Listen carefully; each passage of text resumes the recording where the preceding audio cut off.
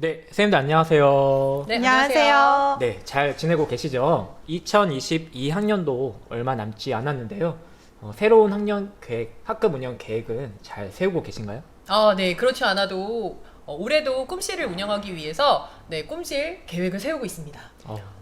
선생님, 그런데 혹시 이번에 공문을 보니까 꿈실 2.0? 이름이 달라진 것 같던데 확인하셨나요? 진짜요? 저는 작년에 꿈실 운영한 걸 바탕으로 작년 계획서를 조금 이렇게 수정 보완해가지고 올해도 한번 좀 이렇게 잘 해볼까 준비 중인데 이름이 바뀌었다고요? 네. 근데 위종태 선생님은 뭔가 다 알고 계실 것 같아요. 선생님 한번 알려주실 수 있을까요? 네, 2019년부터 시작된 우리가 꿈꾸는 교실, 삶을 삶으로 실천하는 암, 삶, 할매 교육과정 재구성을 통해 학생과 교사 모두에게 행복한 교실을 꿈꾸게 해 주었는데요. 지금 말씀하신 것처럼 2022학년도부터는 우리가 꿈꾸는 교실 2.0으로 새로운 출발을 하게 되었습니다. 그러면 오늘은 우리가 꿈꾸는 교실 2.0이 어떻게 달라졌는지 한번 알아보도록 할 텐데요. 강윤지 선생님 그리고 안은정 선생님과 함께 이야기를 나눠 보도록 하겠습니다. 네, 아까도 이제 지금 강윤지 선생님이 이제 처음 들으셨는데 우리가 꿈꾸는 교실 2.0 다시 어떤 느낌이 좀 드시는지 이야기해 주실 수 있을까요? 일단 우리가 꿈꾸는 교실 2.0이라고 바뀌었다라는 소리를 듣고 저는 왜? 라는 생각이 가장 먼저 들었습니다. 사실 지난 3년간 꿈실을 운영하면서 꿈실 운영 만족도가 매우 높았습니다. 그래서 왜 굳이 이렇게 변화를 주려고 하지? 라는 마음에 아까 이렇게 탄식을 지었던 것 같습니다. 저도 비슷한데요. 사실 지난 3년 동안 착실하게 꿈실을 운영해 오면서 여러 가지 시행착오를 겪었습니다. 이제 딱 됐다. 잘할 수 있겠어 라고 생각했는데 꿈실 2.0이 들어온다고 하니까 또 시행착오를 겪게 되는 건 아닌지 많이 걱정이 됩니다. 네, 지금 선생님들께서 말씀하신 것처럼 저 역시 꿈실 2.0으로 바뀌었다는 얘기를 들었을 때 처음에는 왜? 도대체 왜? 왜? 라는 생각이 가장 먼저 들었던 것 같아요. 사실 꿈실이 2.0으로 바뀌게 된 계기가 있습니다. 강윤지 선생님, 그 계기가 혹시 뭐라고 생각하시나요? 제가 한번 잠깐 고민을 해보니 아마도 그 초등학교 3학년에서 6학년 협력적 창의 지성 감성 교육 과정을 실현하기 위해서 우리가 꿈꾸는 교실을 운영했었잖아요. 그렇다면 꿈실 2.0으로 바뀌었다라는 건 그 기존에 저희 다 알고 계시는 초등학교 3학년에서 6학년 협력적 창의 지성 감성 교육 과정 역시 뭔가 새롭게 바뀌었다라는 걸 의미하는 게 아닐까 싶습니다. 네, 역시 예리하시네요. 초36 협력적 창의 지성 감성 교육과정이 초36 창의 공감 교육과정으로 바뀌게 되면서 꿈실 역시 2.0으로 바뀌게 되었습니다. 안은영 선생님, 혹시 초36 창의 공감 교육과정에 대해서 좀 이야기해 주실 수 있을까요? 네, 제가 아까 본 그 공문에 살펴보니 초36 창의공감 교육과정은 창의성, 공존, 감성을 바탕으로 하는 초등학교 3학년에서 6학년 학생 맞춤형 교육과정입니다. 인공지능, 기후변화처럼 불확실성이 증가하는 미래 사회에서 학생들이 자기 주도적으로 살아갈 수 있는 힘을 길러주는 교육과정이더라고요.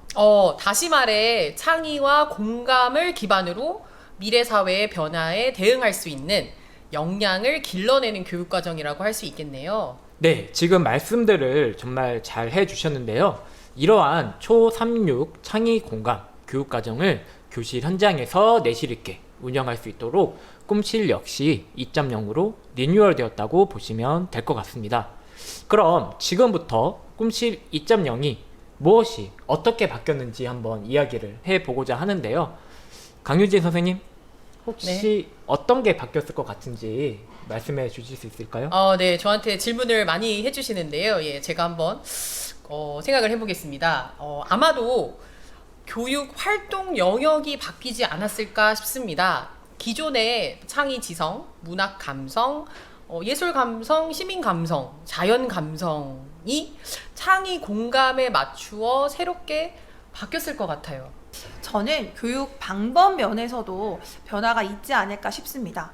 기존의 교육 방법이었던 학생 참여 선택 활동, 협력적 프로젝트 활동 이런 것들이 이렇게 딱 와닿진 않았었거든요. 네, 지금 선생님들께서 말씀하신 부분들이 다 변경이 되었는데요. 우선 공모 영역부터 한번 말해보도록 하겠습니다. 먼저 창의를 위한 주제중심 융합교육, 공존을 위한 민주시민교육과 생태전환교육, 마지막으로 감성을 위한 학교예술교육, 독서교육으로 내용 및 주제가 변했습니다. 교육방법 역시 프로젝트, 토의토론, 디지털 기반 온 오프라인 블렌디드 수업 등으로 변했고요. 아무래도 저는 올해 꿈실을 운영할 거기 때문에 공모 영역을 관심 있게 들여다봤는데요. 민주시민교육, 생태전환교육, 학교예술교육, 독서교육은 보자마자 어떤 내용일지 짐작이 가는데요. 주제중심 융합교육의 경우에는 보충 설명이 좀 필요할 것 같아요. 선생님 어떠세요? 저도 감이 전혀 안 오는데요. 네, 그러면 제가 좀 먼저 설명을 좀 드려야 될 것 같습니다. 주제중심 융합교육은 교과 학습의 바탕이 되는 언어, 수리, 디지털 소양을 기반으로 삶과 연계된 주제 중심으로 교육과정을 재구성하는 건데요. 이렇게 학습한 내용을 구성, 활용, 종합하여 새로운 가치를 만들고 그리고 또 만든 가치에 대한 책임감을 갖도록 하는 그런 교육을 의미합니다. 간단하게 정리를 해보자면 미래 사회에 연계된 다양한 주제를 중심으로 기초 소양과 창의성을 기르기 위한 활동이라고 볼 수 있겠네요. 그리고 메이커 교육이나 창의적 사고력 교육, 인공지능 교육, 융합 인재 교육과 연계한 융합 탐구 활동 등을 할 수 있을 것 같아요. 네, 정말 잘 말씀해 주셨어요. 제가 다소 좀 어렵게 이렇게 설명을 드린 것 같은데 역시 쉽게 이렇게 잘 이야기를 해주셔서 감사드립니다. 그럼 이제 한번 다음으로 넘어가 보도록 할게요. 기존 꿈실에서는 이 혁신학교가 꿈실 지원 대상에서 제외됐었는데요. 강윤지 선생님, 네. 이번 2022학년도에도 어떻게 혁신학교가 제외가 됐을 것 같아요? 아니면은 추가가 됐을 것 같으세요? 꿈실 2.0 그렇죠. 뭔가 변화가 있다라는 거겠죠. 그렇다면 제가 한번 이야기해 볼까요? 예. 네, 2021학년도에는 6,140개 학급이 꿈실을 운영했습니다. 그런데 이번에 2022학년도 들어서는 혁신학교가 공모 대상에 포함되면서 무려 1,360개 학급이 증가해서 운영될 예정이라고 하네요. 기존 꿈실에서는 혁신학교가 꿈실 지원 대상에서 제외됐었는데요. 2022학년도부터는 혁신학교가 꿈실 공모 대상에 포함되었습니다. 지원학급 기준수도 2022학년도에는 7,500학급으로 늘어날 예정입니다. 그리고 공모 단위에서도 큰 변화가 생겼는데요. 작년에는 이제 개인, 팀, 학년 단위로 이렇게 공모를 했었는데요. 올해는 개인 단위가 짝 단위로 이렇게 변경이 되었다고 합니다. 이에 따라서 최소 공모 단위가 1명이 아닌 2명으로 바뀌게 되었고요. 지원액도 학급당 70만 원으로 좀 조정이 되었는데요. 이러한 변화에 대해서 어떤 생각이 드시나요?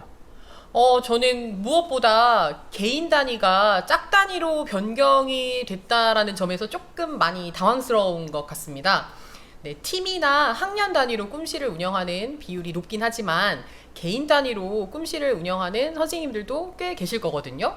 저 역시 2020년도에 개인적으로 꿈실을 운영했었습니다. 또 특히 교과 전담 선생님의 경우에는 대부분 개인 단위로 꿈실을 운영하실 것 같은데요. 그러면 올해 꿈실 2.0에서는 어떻게 운영을 해야 할지 고민이 많으실 것 같아요. 저 역시 솔직히 개인 단위가 사라져서 많이 아쉽습니다. 그런데 개인 단위가 왜 짝 단위로 변경되었는지에 대해서 조금 생각해 볼 필요는 있을 것 같네요. 강윤지 선생님 생각은 어떠세요? 제가 그래서 그 부분도 고민을 좀 해봤는데요. 아무래도 꿈실 2.0에서는 동료 교사와 함께 수업에 대해 고민하고 나누는 것에 초점을 둔 것 같습니다. 학생뿐만 아니라 교사 역시 창의와 공감을 통해 공존과 연대를 해나가는 것이 필요하니까요. 교사들 간의 공존과 연대 그런 측면에서 생각을 해보니까 개인 단위가 짝 단위로 변경된 이유를 충분히 납득할 수 있을 것 같습니다. 저도 초기 2년 동안은 팀 단위로 교과 선생님들과 함께 운영을 했었는데 함께 하는 부분에 있어서 얻는 것들이 굉장히 많았었거든요. 여기서 저 질문이 있습니다. 예산 사용 부분은 혹시 변화가 없나요? 협의회비가 올라간다거나 이런가요? 네, 정말 좋은 타이밍에 좋은 질문을 해주셨는데요. 우선 예산 사용에 대한 거는 좀 기존과 동일하다고 보시면 될 것 같습니다. 우선 지원된 예산은 교육활동을 위한 재료 구입, 제작비, 체험학습비, 도서 구입비, 간식비 등으로 지출할 수 있고요. 운영비 중 한 항목은 총액의 40% 이내로 사용을 하셔야 합니다. 강사비와 학생 간식비는 기존과 동일하게 총액의 10% 이하로 사용하셔야 되고요. 아까 안은정 선생님께서 말씀하신 협의회비는 아쉽지만 총액의 5% 이하로 2021학년도와 동일하게 사용하셔야 합니다. 네. 예산 사용에 있어서 크게 달라진 점이 없다고 하니 올해도 그 기준에 맞춰서 예산 계획을 잘 세워야 되겠어요.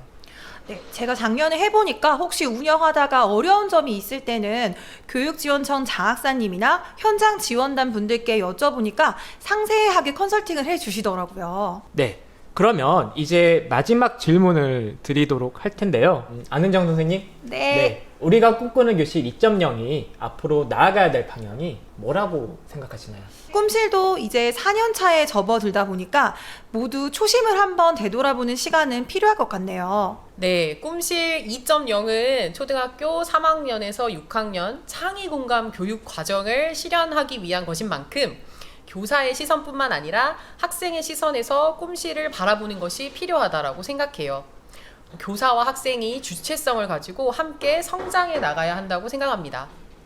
네, 저도 비슷한 생각인데요. 꿈실을 통해서 학생과 교사가 서로 다르면서도 새롭게 미래를 살아가야 할 힘을 함께 키워야 한다고 생각합니다. 네, 정말 좋은 말씀들을 잘 해주셨는데요. 그래서 이번에 꿈실 운영 결과 보고서에도 아주 작은 변화가 생겼습니다. 설마 혹시 보고서에 쪽수가 막 늘어났다거나 하는 그런 변화는 아니겠죠? 네, 그건 아니고요. 양적인 변화가 아닌 내용의 변화입니다. 우선 계획서 서식 파일을 공문으로 확인하셨나요? 당연히 봤죠. 네, 올해도 낼 거기 때문에 공문 오자마자 바로 열어봤습니다. 그런데 정말 바뀌어서 그런지 계획에서 영역 1, 2 이런 부분들이 있더라고요. 네, 지금 말씀을 잘 해주셨는데요. 이번에 이제 영역 1과 영역 2라는 부분이 추가가 되었습니다. 그래서 계획서 첫 부분을 보시면 영역 1, 영역 2라고 표시가 되어 있는데 우선 그 부분은 엑셀 파일에 예시와 같이 작성해 주시면 되겠습니다. 네, 좀 자세히 말씀을 드리면 영역 1은 주제 중심 융합교육, 생태 전환교육, 민주 시민 교육처럼 내용 부분을 적어주시고 영역 2는 토의 토론 수업, 디지털 기반 온 오프라인 수업, 프로젝트 수업처럼 방법적인 부분을 적어주시면 되겠습니다. 네, 맞습니다. 그러면 강윤지 선생님? 네, 제가 네. 질문을 하나 드릴 건데요. 만약에 이제 학교 예술 교육과 민주 시민 교육 내가 두 개 다 계획을 하게 됐다. 네. 이런 경우에는 어떻게 작성을 해야 될까요? 영역에 둘 다 적으면 되는 거 아닐까요, 선생님?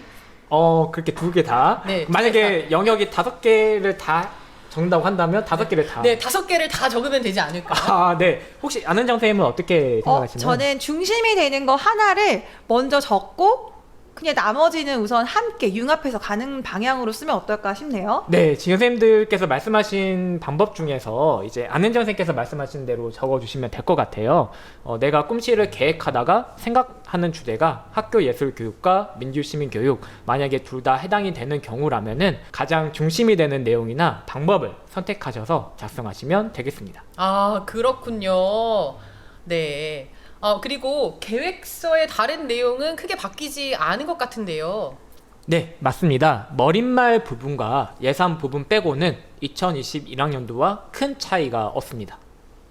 네, 처음에 계획서가 바뀌었으면 끝도 바뀌어야 할 것 같은데 보고서에서도 혹시 달라진 점 있을까요? 네, 보고서에서도 한 가지 내용이 새롭게 추가가 된 내용이 있는데요. 바로 학생들은 이렇게 성장했어요 라는 내용입니다. 기존에는 교사의 입장에서 주로 꿈씨를 바라보았기 때문에 학생들이 어떤 변화를 겪었는지 이렇게 살펴볼 여유가 없었는데요. 그래서 개인적으로도 좀 아쉬운 마음이 있었습니다.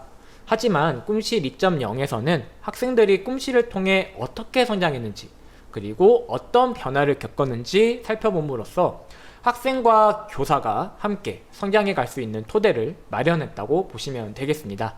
이렇게 우리가 꿈꾸는 교실이 가져온 학생과 교사의 성장을 토대로 공존과 연대의 가치 그리고 학생과 교사의 주체성을 담아 한 단계 더 도약해보는 건 어떨까요? 네, 선생님들 우리가 꿈꾸는 교실 2.0 올해도 하실 거죠? 네, 당연하죠. 다가오는 2022학년도 새로워진 꿈실 2.0과 함께 새 마음 새 뜻으로 시작해 보겠습니다. 선생님들도 화이팅! 네, 오늘 이렇게 꿈실 2.0에 대해 달라진 점에 대해서 한번 이야기를 해봤는데요. 그래도 궁금하신 점들이 더 있을 것 같아요. 이런 오늘 이 동영상뿐만 아니라 창의 공간 교육과정이나 꿈실 계획서 쓰는 법, 예시 사례 등을 또 공유해 주신다고 합니다. 어디서 볼 수 있나요, 선생님? 네, 서울초등교육 모두 담아 TV, 이건 초등교육과 유튜브 채널이고요. 서울초등교육 카카오톡 채널에서도 해당 내용을 알려준다고 합니다. 여기를 참고하시면 되겠습니다.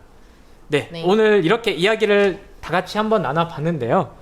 강윤지 선생님, 네네. 네, 너무 제가 이름을 너무 자주 부른 것 같은데 네. 오늘 어떠셨어요? 네, 오늘 우리가 꿈꾸는 교실 2.0에 대해서 좀 자세히 알아보는 시간을 갖게 되어 네, 다시 가서 계획서를 잘 수정해서 작성한 뒤에 학생들과 올해도 우리는 꿈꾸는 교실 2.0을 통해서 행복한 수업을 해야 되겠습니다. 네, 정말 잘 말씀해 주셨고요. 그 다음에 안은정 선생님도 한번 말씀해 주시면 좋을 것 같아요. 네, 저는 올해는 2022학년도에는 어떤 선생님과 짝이 되어서 혹은 어떤 선생님들과 팀이 되어서 운영하면 좋을까에 대해서 벌써부터 생각이 평평평 솟아나고 있어요. 선생님들께서도 좋은 동료분들과 함께 꿈실 2.0 시작해 보시는 건 어떨까요? 네, 그러면 오늘 이야기는 여기서 마치도록 하고요. 이 영상을 보고 계시는 선생님들도 2022학년도에는 우리가 꿈꾸는 교실 2.0으로 선생님과 학생 모두가 행복한 교실을 만들어 나갔으면 좋겠습니다. 네, 고생하셨습니다.